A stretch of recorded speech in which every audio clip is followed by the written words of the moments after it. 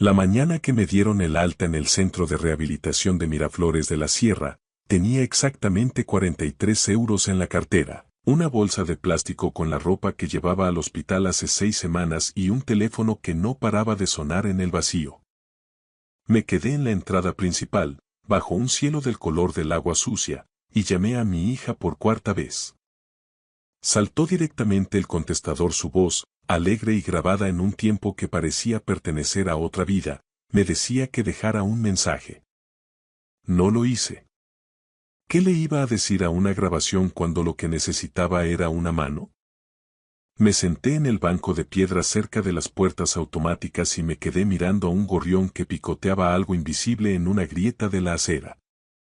Pensé en que un gorrión no necesita que nadie lo lleve a casa, sus alas no entienden de secuelas ni de parálisis.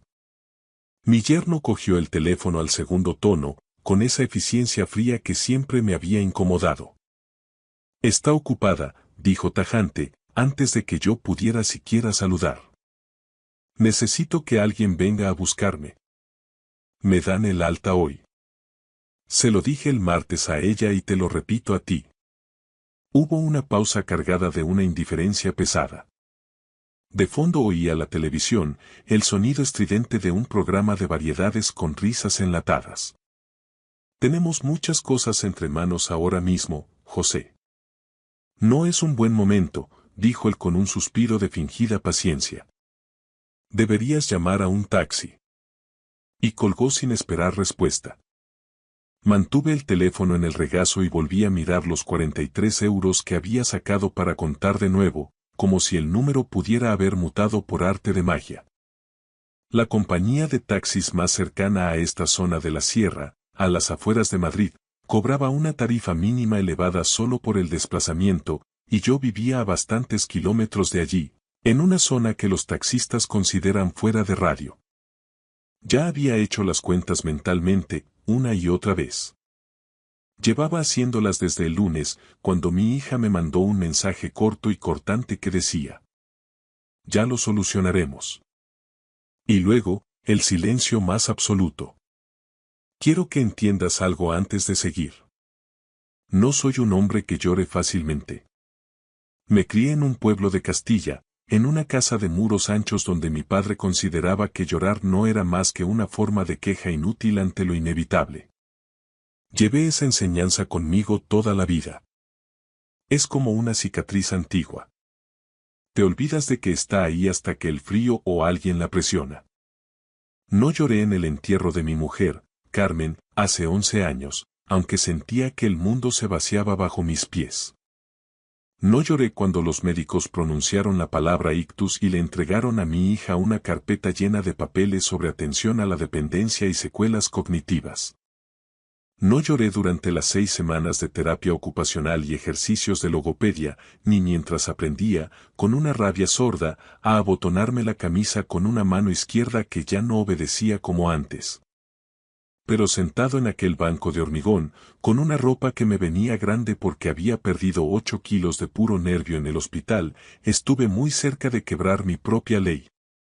Las puertas automáticas se abrieron detrás de mi espalda con un susurro neumático. Un hombre con un abrigo de lana gris, de corte impecable, salió y se sentó al otro extremo del banco. Estaba concentrado en su móvil y, al principio, no le presté atención. Intentaba decidir si con mis escasos ahorros me llegaba para un autobús que me acercara un poco a mi destino o si debía tragarme el orgullo, volver a entrar y preguntar en recepción si existía algún tipo de asistencia social para casos de desamparo temporal.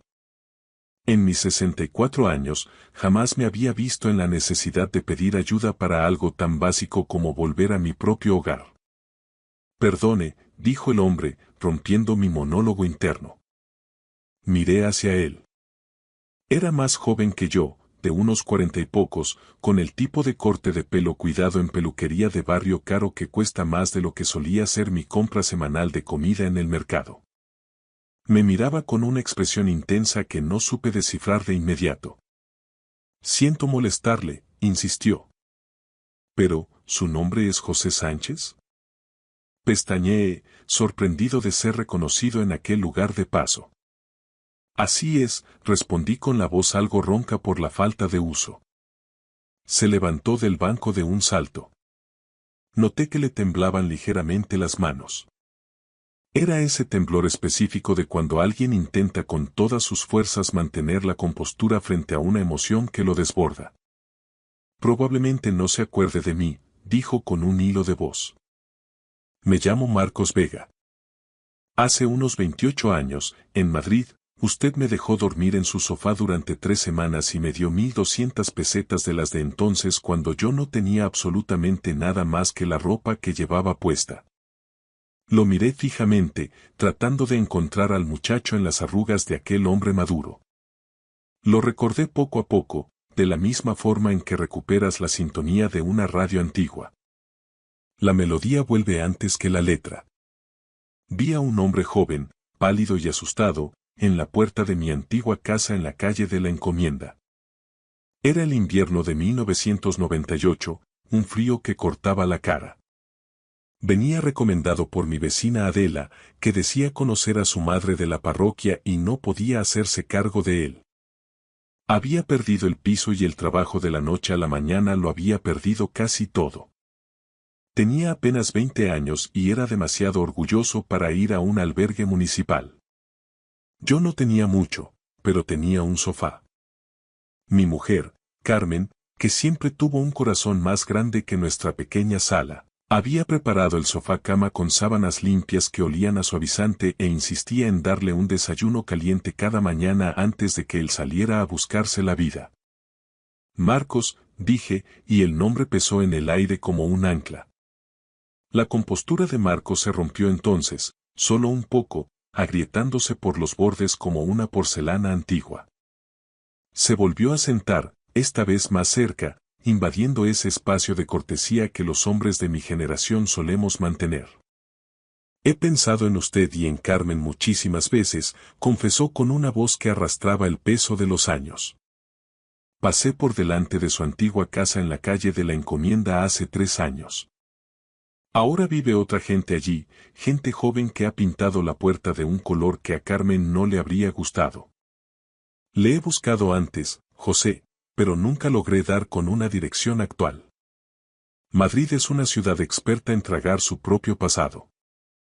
Nos mudamos poco después de que Carmen falleciera, dije, sintiendo el pinchazo de la memoria. El piso de embajadores se nos quedó grande y vacío a la vez. Llevamos unos 10 años en una casa de campo, subiendo hacia la sierra, cerca de la zona de Manzanares. Buscaba aire limpio, aunque ahora parece que el aire es lo único que me queda. Él asintió en silencio, procesando mis palabras. Luego bajó la vista hacia mi bolsa de plástico de hospital, mi ropa holgada que bailaba sobre un cuerpo que ya no reconocía, y los 43 euros que aún sostenía en la mano porque, sencillamente, me había olvidado de guardarlos. Era la imagen viva de la derrota. José, ¿qué está pasando realmente?, preguntó en voz baja. Tenía ese tono de los abogados que hacen una pregunta cuando ya sospechan que la respuesta es un incendio forestal. Estuve a punto de soltar un nada automático. No estoy acostumbrado a responder con sinceridad a esa pregunta en Castilla, la vulnerabilidad se guarda bajo llave. Pero había algo en estar sentado en ese banco de hormigón, con la mano izquierda entumecida y un teléfono que me había dado la espalda de forma tan cruel. Había algo que había agotado todo el espacio donde antes solía vivir mi orgullo. Así que se lo conté. Le hablé del ictus, de ese momento aterrador en que me desperté en el suelo de la cocina sin saber cuánto tiempo llevaba allí, viendo las patas de las sillas como gigantes. Le hablé de la ambulancia, de las luces blancas de urgencias y de la operación a vida o muerte. Y luego, de las largas y humillantes semanas en el centro, aprendiendo a caminar en línea recta como si fuera un niño y a formar frases que salieran en el orden correcto, luchando contra una lengua que se sentía de madera. Le hablé de mi hija. De cómo al principio había estado muy atenta, organizando carpetas, tomando decisiones con una eficiencia que me daba miedo, y de cómo esa atención se había ido desgastando con las semanas, como un jersey barato que se llena de bolas y pierde el color tras los lavados. Aún no le hablé de mi yerno. Hay venenos que se administran en dosis pequeñas o no se toleran.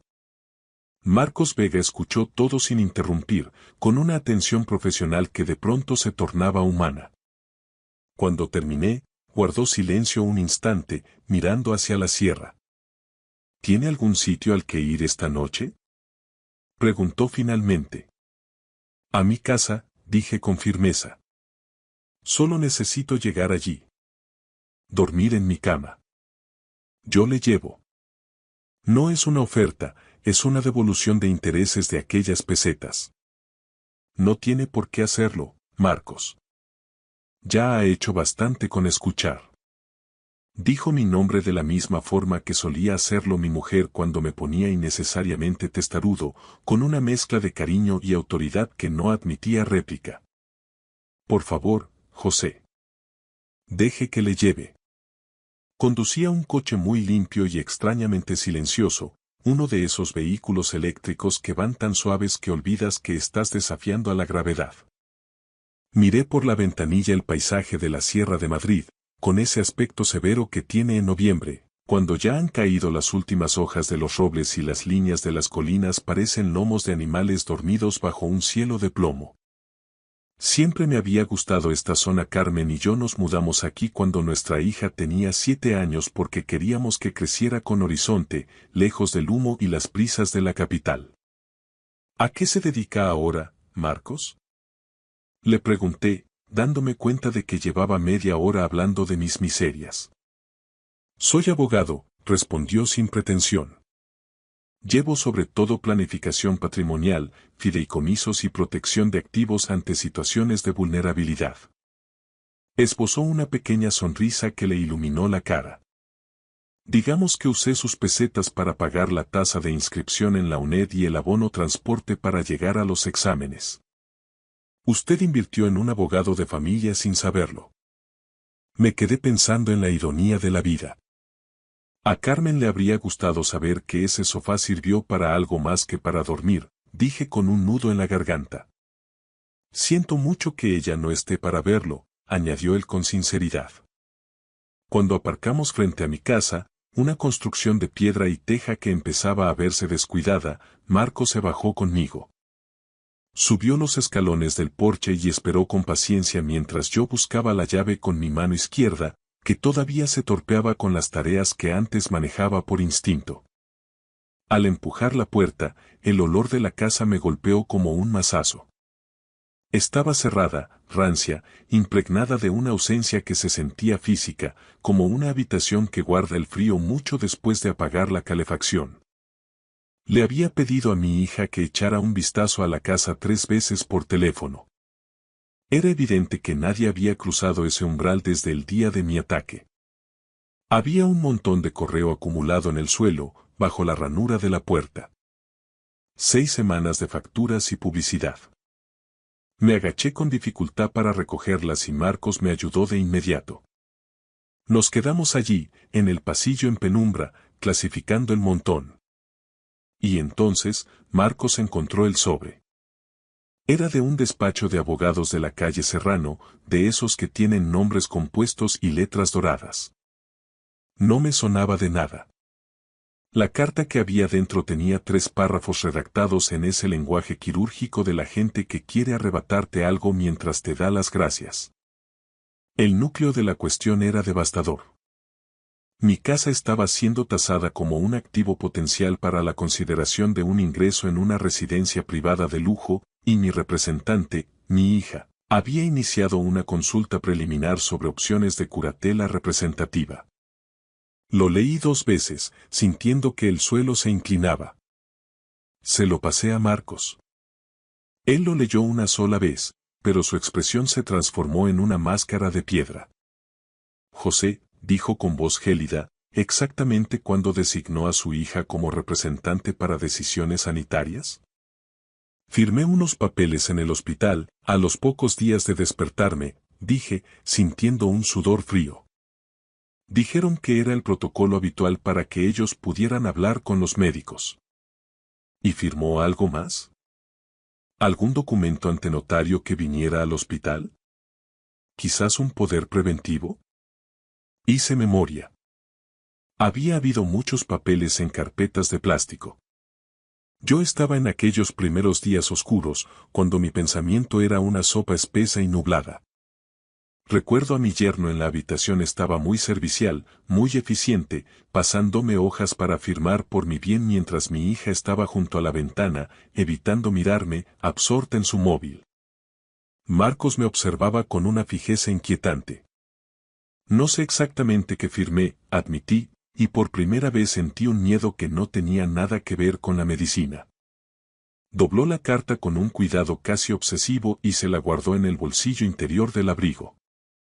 Necesito que confíe en mí, José. ¿Puede hacerlo? Lo miré a los ojos. Este hombre que había dormido en mi sofá en el 98, que se había comido los huevos fritos de Carmen durante 3 semanas, estaba allí en mi pasillo con mi futuro robado metido en su bolsillo. Sí, dije. Confío. Lo que aún no sabía era cuánto tiempo llevaba fraguándose aquella traición. Mi yerno había sido paciente, con esa paciencia depredadora de quien espera que la presa se debilite. Se había casado con mi hija hacía 11 años. Nunca confié en él, pero guardé ese recelo en el mismo cajón donde guardo mis emociones. Bajo llave. Mi hija le quería, o eso creía ella. Él era encantador, pero con ese encanto de los vendedores de inmuebles que ven activos donde otros ven hogares. Mi casa y el terreno circundante estaban en una zona de la sierra donde el valor del suelo se había disparado. Yo la compré por una miseria hace décadas. Según las tasaciones actuales que él manejaba en secreto, valía casi 450.000 euros. Yo no lo sabía. Yo solo vivía en mi casa, cultivando tomates y esperando a que llegara el domingo para llevarle flores a Carmen. Mi yerno, en cambio, solo veía números en un balance que quería cuadrar a mi costa. Marcos me lo explicó todo con una calma pedagógica, extendiendo sobre la mesa de madera de la cocina los documentos que su despacho había solicitado por vía de urgencia y los que él mismo había rastreado en el registro. Había un poder preventivo notarial, de un alcance alarmantemente amplio, firmado con mi letra, una caligrafía que seguía pareciendo la mía, aunque el trazo delataba el temblor de una mano que aún no recuperaba su brújula. Este documento, José, le otorga a su yerno y a su hija una autoridad casi total sobre sus decisiones financieras y patrimoniales, explicó Marcos, señalando una cláusula con el capuchón de su pluma. Pero en derecho, nada es inamovible si se demuestra que el consentimiento estaba viciado. Hay motivos sólidos para impugnarlo, especialmente considerando su estado neurológico en la fecha de la firma y el hecho de que no hubo ningún testigo independiente que no fuera parte interesada. Me quedé mirando el vapor que subía del café, que se iba enfriando ante mí. Sentí una punzada de frío que no tenía nada que ver con el noviembre de la sierra. Mi hija. Balbuceé, ¿crees que ella sabe lo que esto significa realmente? ¿Entiende que me están borrando legalmente? Marcos guardó un silencio profesional, uno de esos silencios donde se escucha claramente lo que no se quiere decir por cortesía. Creo, respondió finalmente con suma cautela, que hay personas que, atrapadas en matrimonios complejos, eligen saber mucho menos de lo que sospechan. La ceguera voluntaria es una forma de supervivencia, José.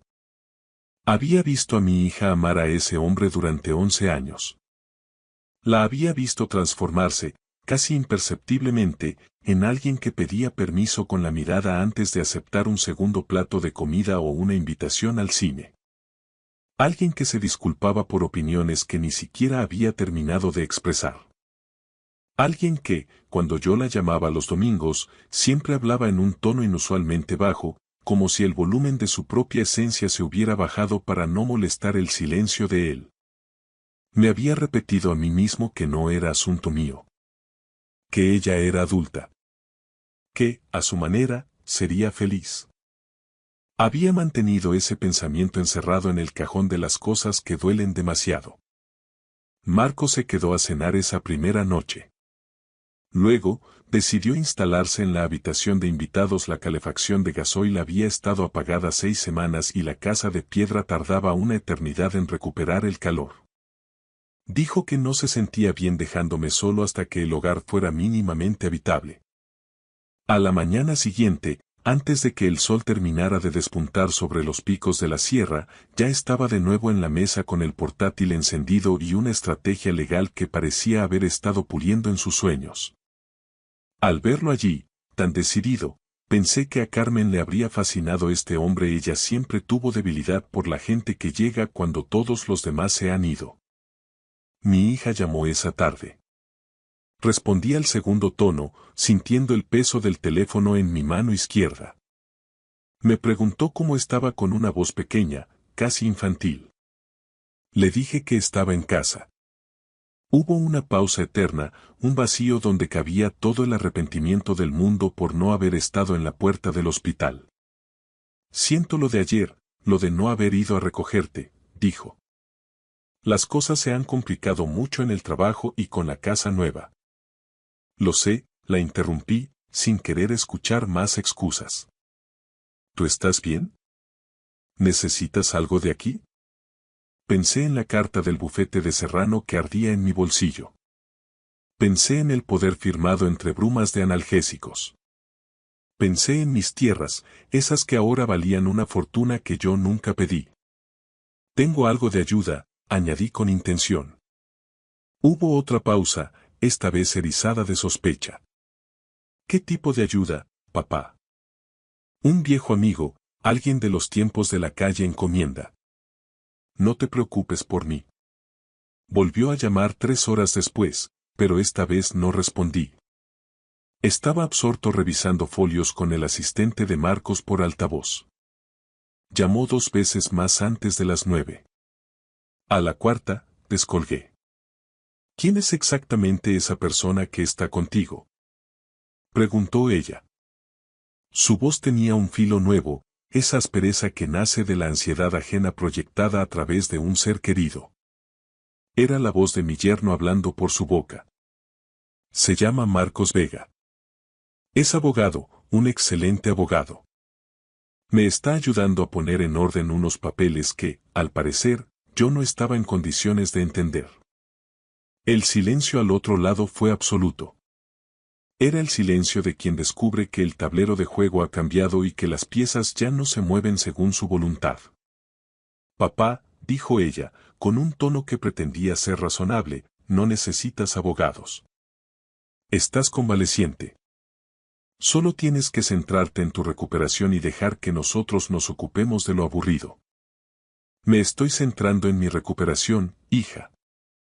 Y recuperar mi nombre y mi casa es la parte más importante del tratamiento. Dijo que vendría al día siguiente. Acepté, porque es mi hija y llevo 36 años entrenado para decirle que sí, un hábito que sobrevive incluso a la traición. Vino sola. Supe nada más verla bajar del coche que no se lo había dicho a él. Estaba más delgada, con ojeras profundas que sombreaban sus ojos, unos ojos que son el vivo retrato de los de Carmen. Esa mirada siempre ha sido mi punto débil.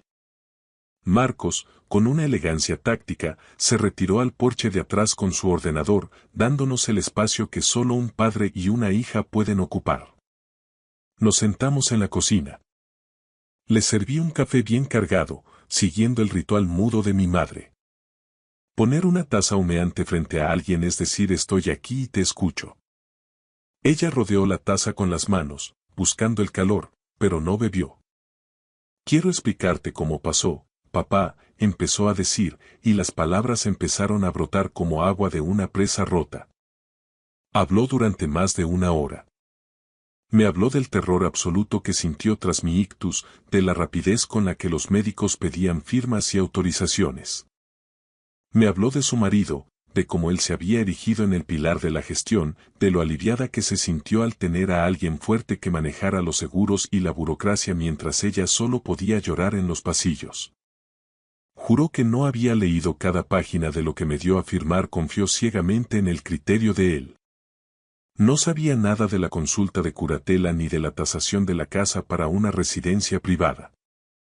Miré su rostro con la intensidad de quien busca una verdad oculta. Soy su padre. La conozco desde que era un bebé furioso y arrugado, sé distinguir sus mentiras de sus verdades. Y en ese momento, no mentía. Era algo más triste. Era una mujer que había construido su realidad sobre la confianza en un hombre que resultó ser un arquitecto de sombras. Estaba empezando a ver los cimientos de su matrimonio y lo que veía la aterrorizaba. Me juró que la carta del despacho de Serrano era un trámite estándar, sollozó. Dijo que era para protegernos a todos si la cosa empeoraba. Tengo 64 años, hija, dije con suavidad pero con firmeza. Tuve un susto médico, pero no soy un mueble que se pueda tasar y tasar para quitárselo de encima. Ella hizo una mueca de dolor físico. Lo sé, papá. No eres un anciano y no estás solo.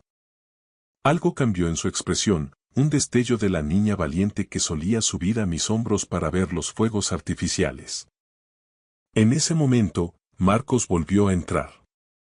Mi hija le estrechó la mano con firmeza. Él le explicó los hechos, despojados de adjetivos, en ese lenguaje jurídico que separa lo que es de lo que parece ser. Ella hizo preguntas inteligentes, directas. Vi cómo su mente, esa que mi yerno había intentado adormecer durante una década, despertaba de golpe. Ver ese regreso fue el mejor ejercicio de rehabilitación que he hecho en mi vida.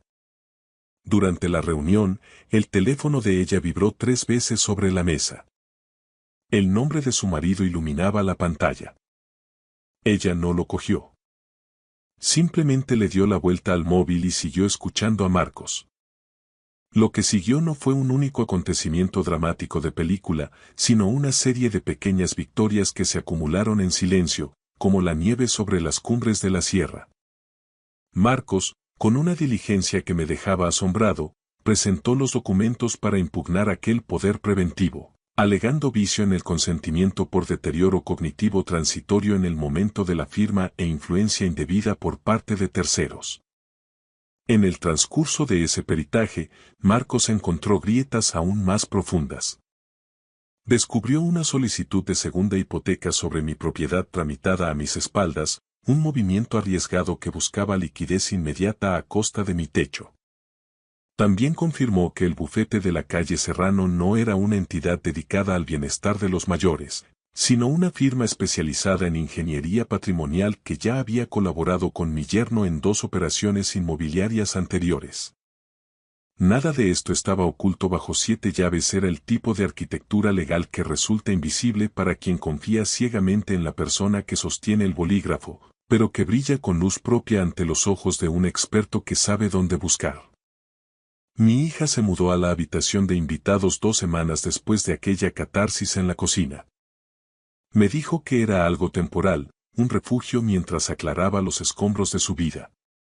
Le dije que la casa era suya por derecho y por afecto, y que podía quedarse hasta que el mundo dejara de temblar bajo sus pies.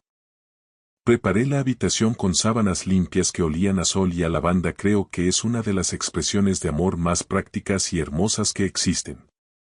Un cuarto ordenado que dice en silencio: aquí estás a salvo y eres bienvenida. Mi yerno me llamó una sola vez durante ese periodo. La conversación duró apenas 4 minutos, pero parecieron siglos. Empezó con una contención gélida, casi profesional, pero pronto la máscara se le cayó. Usó la palabra desagradecido con una rabia que me sorprendió. Me acusó de haber envenenado la mente de su mujer y de ponerla en su contra. Yo, con la calma que te da haber estado a punto de perderlo todo, le respondí que lo único que había hecho era abrir las ventanas para que ella tuviera toda la información y pudiera decidir por sí misma. Dijo que Marcos Vega no era más que un oportunista, un extraño que manipulaba a un viejo vulnerable. Esa frase me dolió más de lo que quise admitir, en busca de una jugosa herencia futura.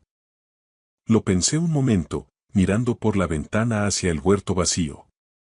Mira, le dije, Marcos Vega condujo 35 kilómetros para sacarme de un centro de rehabilitación cuando nadie más respondió al teléfono. Y lo hizo porque hace casi 30 años yo le dejé dormir en mi sofá cuando no tenía nada. Saca de eso la conclusión que prefieras, pero no vuelvas a llamar a esta casa. Y colgué, sintiendo que un peso muerto se desprendía de mi pecho. Marcos y yo establecimos una rutina durante esas semanas que resultó asombrosamente natural.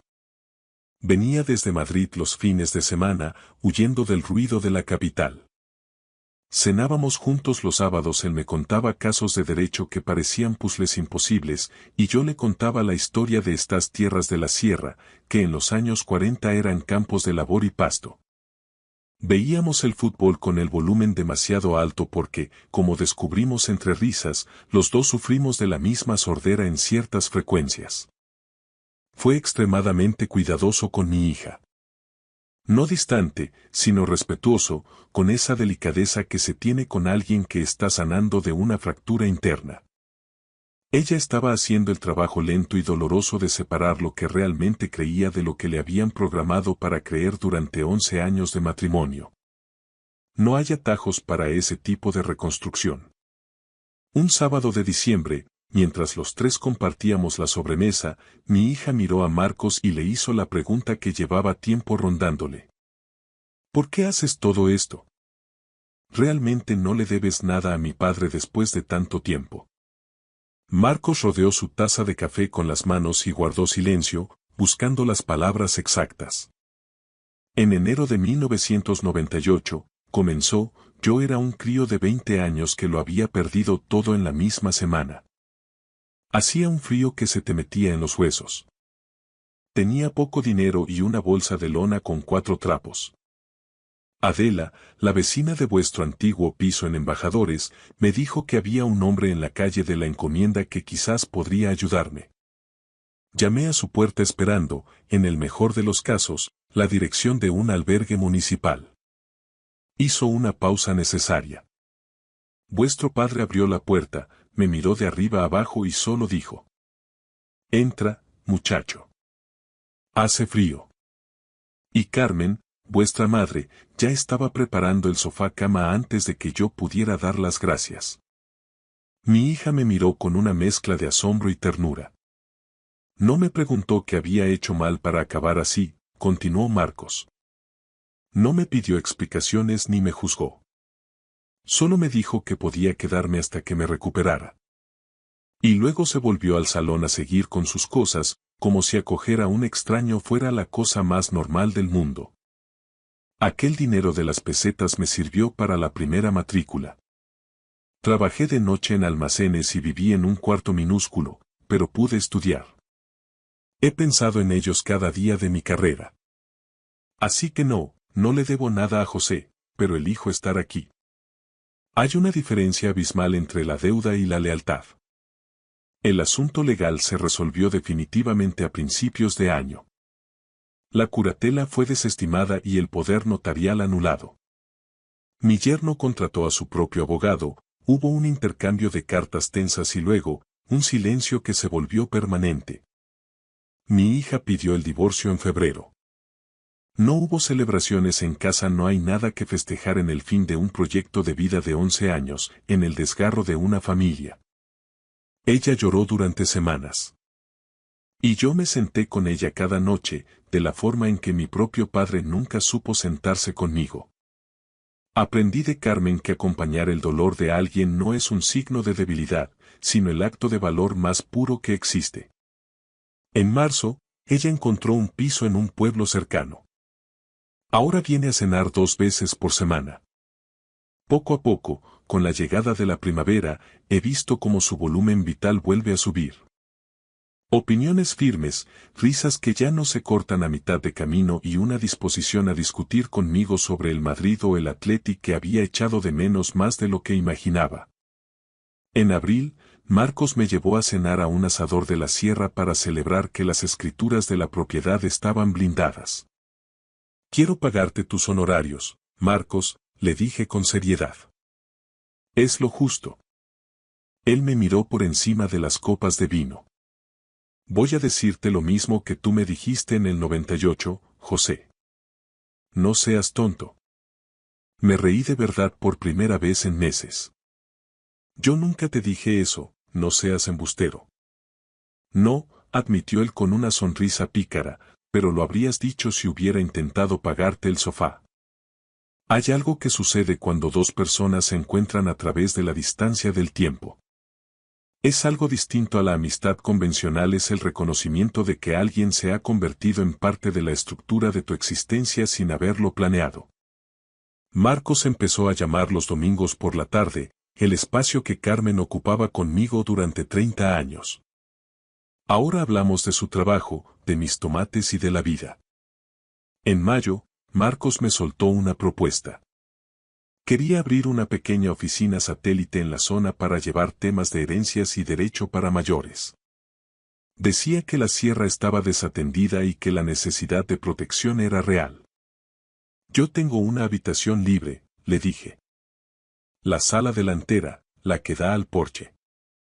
Tiene una luz magnífica para leer documentos y espacio para un buen escritorio. Hubo un silencio largo al otro lado de la línea. José, esa es tu casa. Tu intimidad. Es mi casa con una habitación que pide a gritos ser usada, insistí. Me crié viendo a mi padre dejar el granero a quien lo necesitaba. Un despacho es menos que un granero. Úsala. Y la usó. Para el verano, un modesto cartel de madera indicaba su despacho al final del camino. 2 veces por semana, un pequeño desfile de gente pasa por mi puerta. Parejas mayores con sus mejores galas, jóvenes preocupados por el futuro de sus padres, gente que descubre que el duelo viene siempre con papeleo. Marco se reúne con ellos y yo, cuando el ambiente parece pesado, traigo café. Escucho el murmullo de las voces a través de la pared. Es el lenguaje práctico de un hombre que ayuda a otros a proteger lo que han tardado una vida en construir. He pensado mucho sobre la protección este verano. Mi yerno miró este terreno y vio un número. Marcos miró este mismo suelo y vio el lugar donde yo cultivaba tomates y donde Carmen plantó las hortensias que aún florecen cada agosto, aunque nadie se lo pida. Esa es la diferencia entre valorar las cosas y valorar a las personas. No cuento esto para parecer un santo. En 1998 no fui especialmente sabio, solo tenía un sofá libre y Carmen tenía sábanas de sobra. No hubo heroísmo, solo decencia ordinaria. Pero he aprendido que esa decencia se capitaliza con los años. Un gesto sencillo en enero puede viajar 28 años y volver convertido en un abogado que te salva la vida en un aparcamiento. La bondad, como decía Carmen, es una forma de fe. No siempre regresa, pero el objetivo no es el retorno, sino ser el tipo de persona que abre la puerta. Tengo 64 años. Tuve un ictus y he vuelto a aprender a vivir. Tengo mis tierras y una sala con buena luz donde se hace justicia. Tengo una hija que ha recuperado su voz. Y tengo a un hombre llamado Marcos Vega que conduce 35 kilómetros para verme porque hace 3 décadas le dije. Entra. Hace frío. No tengo a Carmen, y esa ausencia es un miembro perdido que ya no volverá. Pero he aprendido a caminar con esa silueta integrada en la mía. Tengo una familia elegida, construida no por el azar de la sangre, sino por la acumulación de elecciones correctas. Mi hija me preguntó qué quería que la gente sacara de todo esto. Se lo dije claro. Diles que no tiene por qué ser algo grande. Un sofá, una cena, un gesto. Diles que son las cosas pequeñas las que viajan más lejos, porque son las únicas que el corazón realmente puede cargar. Ella lo anotó en su cuaderno. Creo que a Carmen le habría gustado el final de esta historia. Gracias por escuchar mi historia hasta el final. Si resonó contigo, dale like, escribe en los comentarios qué fue lo que más te tocó y no olvides decir de dónde eres. Suscríbete al canal, vienen muchas más historias. Me llamo Mateo Vega. Tengo 66 años y, hasta hace muy poco, creía que conocía cada rincón de mi vida y de mi familia en nuestra querida Sevilla. Pero la verdad es como el sol de agosto en Andalucía. Tarde o temprano, termina quemando las sombras. Han pasado 10 meses desde que mi esposa, Lucía, falleció. Ella no era solo mi compañera, era una abogada de prestigio que dedicó 23 años de su vida a proteger los intereses de los ancianos de nuestro barrio en su despacho de Triana. Su oficina era su santuario, un pequeño garaje reformado detrás de nuestra casa en la calle Pureza. Durante casi un año, evité entrar allí. Cada vez que pasaba por delante, me parecía ver su reflejo en el cristal, con sus gafas de lectura y rodeada de expedientes jurídicos. Sin embargo, mi nieta Estela necesitaba un lugar tranquilo para estudiar y decidí que era hora de convertir ese templo del duelo en una biblioteca para ella. Llamé a Javier, un contratista de confianza que ya nos había hecho reformas antes. Solo hay que desmontar las estanterías, actualizar el cableado y mejorar la iluminación, le dije mientras le entregaba la llave aquel martes de finales de septiembre. No podía quedarme a ver cómo desmantelaba el espacio de Lucía. Sus libros de derecho, sus diplomas de la Universidad de Sevilla, incluso la taza de café que nunca terminaba de lavar. 3 horas después, mi móvil sonó. Era Javier. Su voz sonaba tensa. Sr. Vega, tiene que venir a ver esto. Pero no venga solo. Traiga a sus hijos. Mi corazón dio un vuelco. Cuando llegué, Javier estaba junto a la estantería del muro este, esa que Lucía encargó a medida en 2001. La había desplazado hacia adelante. Se movía con demasiada facilidad, me explicó. Detrás, oculta en el muro, había una pequeña caja fuerte digital de acero cepillado. Me quedé solo en el despacho. El aire todavía olía ligeramente a su perfume. Lucía nunca mencionó una caja fuerte, pero después de 44 años de matrimonio, conocía sus patrones. Probé con nuestras fechas especiales. El código de nuestro aniversario de bodas hizo clic. 15-06-81. Al abrirla, encontré un lápiz de memoria USB, un sobre de color manila sellado y una pila de documentos con nombres subrayados de personas que conocía de la ciudad. El sobre tenía mi nombre escrito con su letra precisa. Para Mateo. Leer a solas primero. Mis manos temblaban tanto que tuve que apoyarme en su escritorio para abrirlo. Dentro había una carta de 3 páginas. La primera línea me robó el aliento. Mi querido Mateo, si estás leyendo esto, es que ya no estoy. Y has encontrado lo que he estado ocultando durante 3 años. 3 años. Ella cargó con este secreto mientras el cáncer consumía su vida. Le pedí a Javier que se marchara. Él asintió con respeto y cerró la puerta, dejándome a solas con las últimas palabras de mi esposa. La luz del atardecer se filtraba por las persianas, proyectando sombras alargadas sobre la mesa donde Lucía pasó tantas noches revisando casos. Diego no es quien pensamos que es, decía la carta. Mi pecho se apretó. Diego, nuestro hijo mayor, el exitoso, el que trabajaba en la zona financiera de Madrid, de quien me había sentido orgulloso durante 44 años. Hace 3 años, la S.R.A. Dolores Ibáñez vino a mi despacho. Perdió todos sus ahorros de jubilación, 380.000 euros. El asesor de inversiones que se lo llevó fue nuestro hijo. Mis ojos se nublaron, pero seguí leyendo. Lucía había investigado. Había 6 víctimas, 6 clientes ancianos que confiaron en alguien que se hacía llamar Lucas Vega. Lucas, nuestro hijo menor. El que siempre parecía estar en apuros, el que se declaró en quiebra hace 7 años, a quien su mujer abandonó y que ahora sobrevivía dando clases de matemáticas en un instituto de secundaria. La carta era demoledora. Diego había usurpado la identidad de su hermano. Había usado sus cuentas, falsificado sus firmas y cargado toda la culpa sobre Lucas. Si aquello salía a la luz sin pruebas, Lucas sería el primer arrestado. Me desplomé en la silla de cuero. Diego vivía en una urbanización de lujo en Pozuelo, conducía un Mercedes y se iba de vacaciones a Europa cada verano. Siempre pensé que era el brillante y responsable, mientras que Lucas me resultaba decepcionante y frágil. Qué equivocado estaba. He pasado 2 años reuniendo pruebas. No podía ir a la policía porque el montaje de Diego es perfecto. Lucas sería acusado antes de que nadie mirara más allá. En el USB está todo. Transferencias, registros bancarios y una grabación de Diego confesándolo todo. Le hice creer que me llevaría su secreto a la tumba. Lucía había grabado a nuestro propio hijo confesando cómo destruía la vida de su hermano.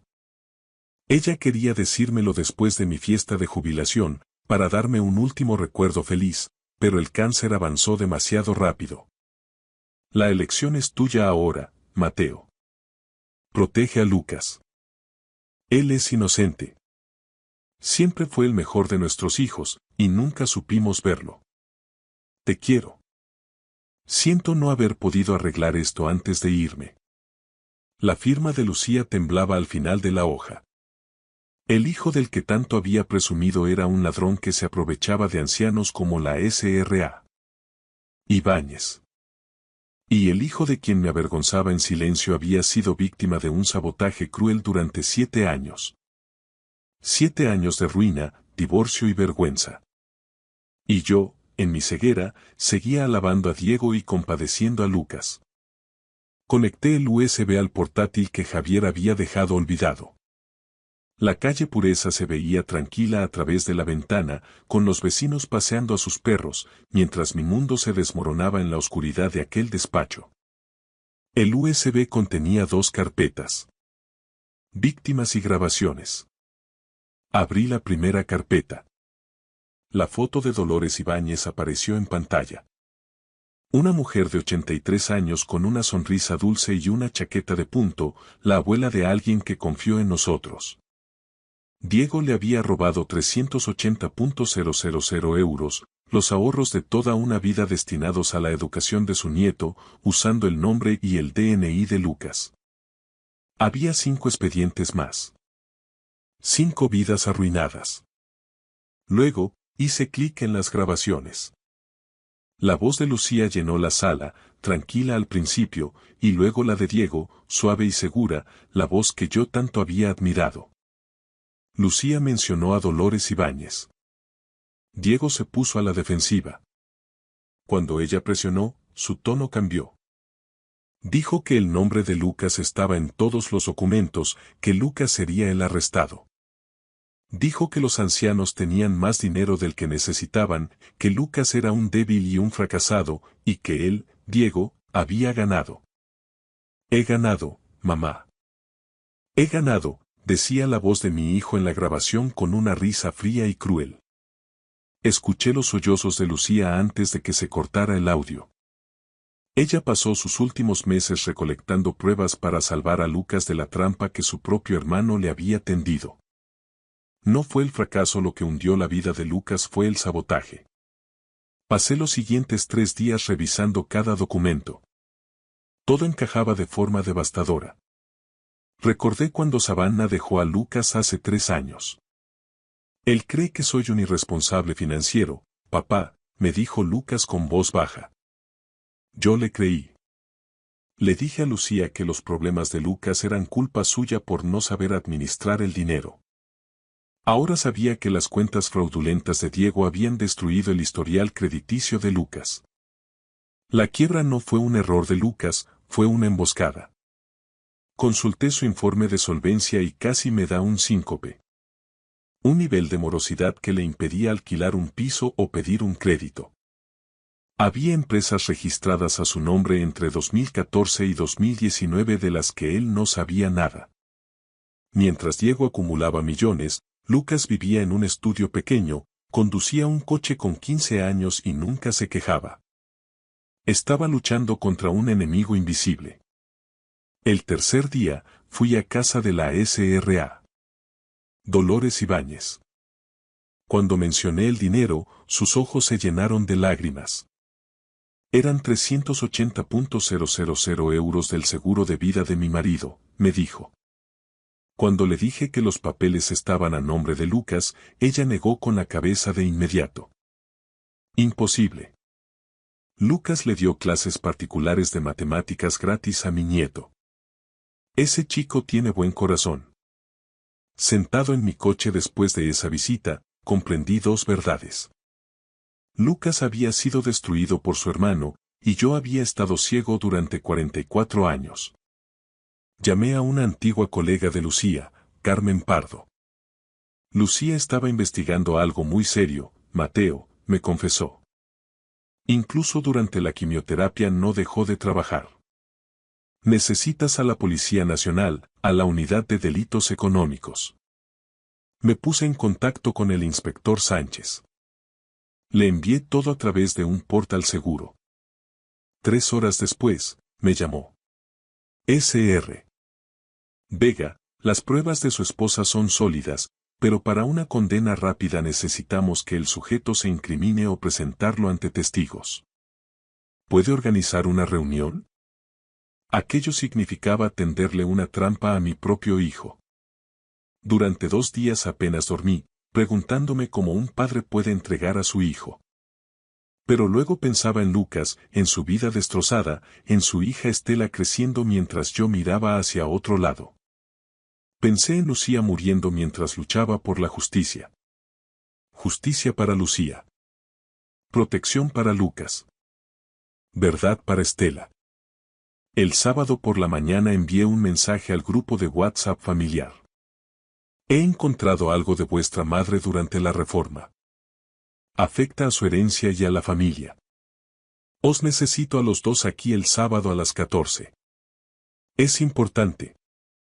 Lucas respondió de inmediato. Allí estaré, papá. ¿Va todo bien? Diego tardó 45 minutos. Papá, tengo una reunión en Madrid. No puede esperar. No, escribí. A las 2. Sobre vuestra madre. No faltes. Llegó el sábado, gris y frío. Me vestí con la camisa azul que Lucía siempre decía que resaltaba mis ojos. Me puse su anillo de bodas en una cadena alrededor del cuello, sentía que la traía conmigo. A las 13:45 oí un coche. Lucas llegó primero con Estela. Minutos después, Diego aparcó su Mercedes de alta gama, un coche que valía lo que Lucas ganaba en 2 años de profesor. Entraron en el despacho de Lucía. Lucas se sentó en el sofá con Estela, protegiéndola. Diego se repantingó en el sillón como si fuera el dueño del lugar. Me puse tras el escritorio de Lucía, con el portátil abierto. Gracias por venir, dije con calma. Antes de morir, vuestra madre me dejó una carta. Algo que descubrió y que investigó durante 2 años mientras el cáncer la mataba. Lucas me miró confundido. Hablo de fraude, de robo y de usurpación de identidad, dije levantando la carta. Vuestra madre descubrió que 6 clientes perdieron 1,8 millones de euros a través de cuentas abiertas a nombre de Lucas. La habitación se quedó en silencio. ¿Qué? Eso es imposible, susurró Lucas. Sé que tú no fuiste, dije mirando a Diego. Pero alguien usó tu nombre, tu DNI y falsificó tus firmas para que tú cargaras con la culpa. Diego se levantó de golpe. Papá, mamá estaba muy medicada al final. No pensaba con claridad. Siéntate, dije con una autoridad que me sorprendió. Vuestra madre tuvo la lucidez suficiente para grabar conversaciones. Giré el portátil y pulsé play. La voz de Lucía llenó la sala. Diego, tenemos que hablar. Dolores Ibáñez perdió 380.000 euros. La respuesta de Diego en la grabación fue cínica. Mala suerte. Volatilidad del mercado. Y luego. El nombre de Lucas está en todo. Él irá a la cárcel, no yo. Estela empezó a llorar en silencio. Lucas estaba petrificado. Mi quiebra. Susurró Lucas. Mi divorcio. Fuiste tú. Savannah me dejó porque creía que yo era un desastre. No pude pedir un préstamo cuando Estela necesitó aquella operación de urgencia. Pensé que era culpa mía. Y fuiste tú, dijo Lucas con la voz rota, mirando a su hermano. Destruiste mi vida y dejaste que yo creyera que me lo merecía. Diego se puso en pie con una sonrisa burlona. ¿Y qué vas a hacer, papá? ¿Vas a entregar a tu propio hijo? Miró con suficiencia, convencido de que yo elegiría la sangre antes que la justicia. Se equivocaba. Nunca conoció realmente a su madre, ni a mí. Sí, dije en voz baja. Lo haré. La sonrisa de Diego desapareció. He ganado yo. Gritó perdiendo los papeles. Esos viejos tenían más dinero del que necesitaban. Yo he construido una carrera millonaria mientras tú das clase por 2.000 euros al mes. Abrí la puerta del despacho. El inspector Sánchez entró seguido de 2 agentes. Diego Vega, dijo el inspector, queda usted arrestado por fraude bancario, usurpación de identidad y estafa a personas mayores. Diego se puso pálido. Papá, no puedes hacerme esto. Soy tu hijo. Dejaste de ser mi hijo cuando robaste a ancianos y destruiste a tu hermano, dije con la voz quebrada. Lucía lo sabía. Ella dedicó sus últimos 2 años a proteger a Lucas. He necesitado que ella muera para poder ver la verdad. Mientras se llevaban a Diego esposado, el silencio volvió a la sala. Estela me preguntó a dónde se llevaban a su tío. Ha hecho daño a mucha gente, cariño. Ahora tiene que enfrentarse a ello. Tu padre es inocente. Siempre lo fue. Abracé a Lucas. Se derrumbó sobre mis hombros llorando. Tu madre hizo esto, le susurré. Ella siempre supo quién eras. Yo fui el ciego. No hubo juicio. 3 semanas después del arresto de Diego, su abogado se puso en contacto con el inspector Sánchez para negociar un acuerdo. Las pruebas que Lucía había reunido eran abrumadoras, un laberinto legal del que no había salida. A cambio de una cooperación total, revelando cada empresa pantalla y cada activo oculto, Diego aceptó una condena de 22 años de prisión en lugar de los más de 50 a los que se enfrentaba si íbamos a juicio. Asistí a la lectura de la sentencia solo. Lucas se ofreció a acompañarme, pero le dije que no. Era algo que necesitaba presenciar por mi cuenta, un cierre necesario para esta historia de traición. La jueza Carolina Reynoso, una veterana de la Audiencia Nacional con el cabello gris acero y una mirada forjada por décadas en el estrado, revisó el acuerdo y se dirigió directamente a mi hijo. Sr. Vega, dijo con una voz que resonó en toda la sala, usted no se limitó a robar dinero. Usted destruyó sistemáticamente la vida de su propio hermano. Usó su nombre, su identidad y su reputación como escudo. Si esto no se hubiera descubierto, él habría sido el arrestado. Usted construyó su éxito sobre la ruina de su propia sangre. Diego permanecía en silencio, con su traje a medida reemplazado por el uniforme naranja de la prisión. Esto es una traición profunda, continuó la jueza. Explotó a víctimas vulnerables y tendió una trampa a su hermano. La ley permite la misericordia, pero los hechos no. Lo sentenció a 22 años de cárcel, seguidos de 5 años de libertad vigilada, y ordenó la restitución total de los 1,8 millones de euros. Debido a la gravedad de los delitos y la falta de beneficios penitenciarios iniciales, cumpliría al menos 19 años de forma efectiva. Tenía 44 años, saldría con 63, si es que llegaba a ver ese día. Se lo llevaron sin que me mirara ni una sola vez. 2 meses después, la restitución se completó. El chalet de Diego en Pozuelo se vendió por 1,2 millones de euros.